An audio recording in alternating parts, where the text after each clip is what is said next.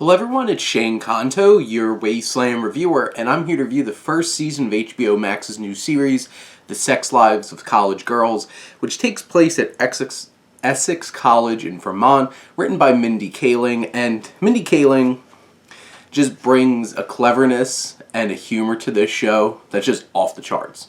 And I have to say, I absolutely love this show. From the very first episode through all 10 of them that have been released over the past, I think, like 4 weeks, I was hooked. When those episodes came on, I just had to binge all of them at once because I was just having such a great time watching this show and connecting to these 4 young women that the show focuses on. And yeah, the show is really filled with a bunch of college tropes.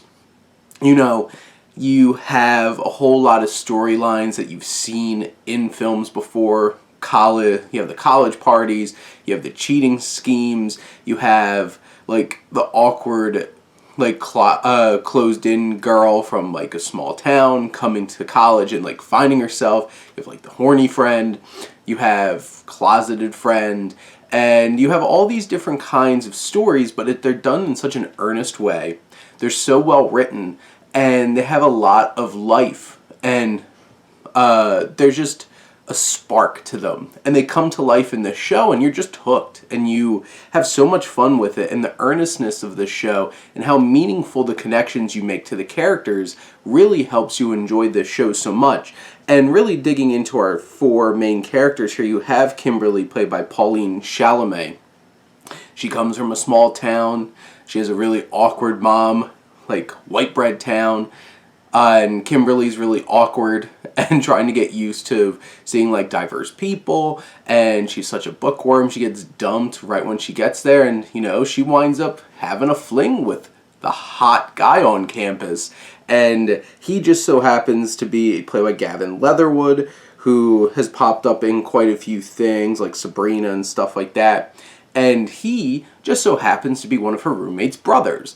And that's one of the things I like about the show, is even the supporting characters gain depth because they pop up in multiple storylines, and you get to see them from different perspectives.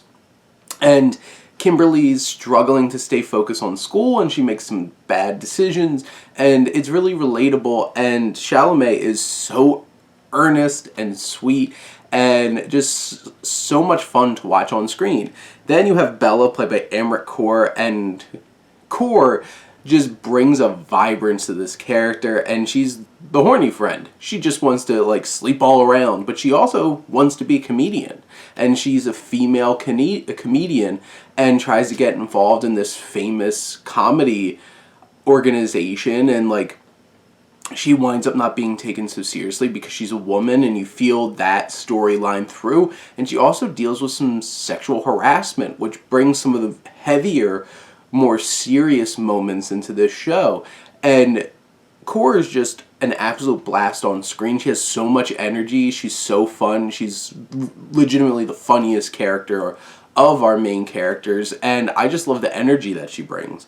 You have Renee Rapp, who plays Leighton, who's like the rich girl. She gets abandoned by her friends. She has a really like awkward dad who, like, the parents get their moments in like the first episode and like the parents' weekend episode, and the dad is, you'll know him exactly when you see him, and he's so awkward, but like she has this really popular brother, as we mentioned before. She never really keeps a boyfriend because she's actually a lesbian and she's closeted, and you feel Rapp has one of the more complex performances in the show because she's putting on different faces at different times. She winds up having to work at this women's center, and she falls in love with a young woman played by Midori Francis, who's great, who has also popped up in a few things like Dash and Lily and The Good Boys, and you just feel their connection, and I really love them together. But you know, you have that tension of like, one's closeted, one's out, and really wants to be able to live her life that way. And then you have Whitney, played by Alyah Chanelle Scott, who's an athlete. she's having an affair with her coach, and that brings a lot of awkward moments. And she's also has all those moments where she's trying to connect with her team, and she has a best friend on the team, Renika Williams, Willow, and Willow's fantastic. She's hilarious. You also have Alyah has a lot of family tension because like her father's not really committed and around, and her mother's an overbearing senator.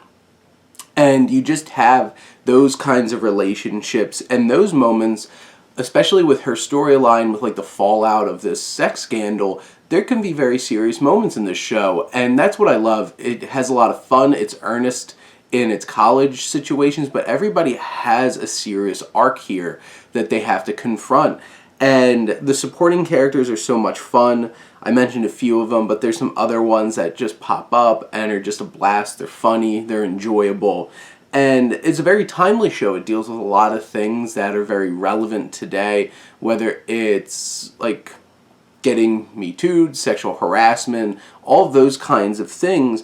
And it leaves you in a perfect place with all these characters to see where they go next, whether they have some new relationships to build off of or some new conflicts to build off of, and has a great hook right at the end, and you're just like, oh my god, what's going to happen?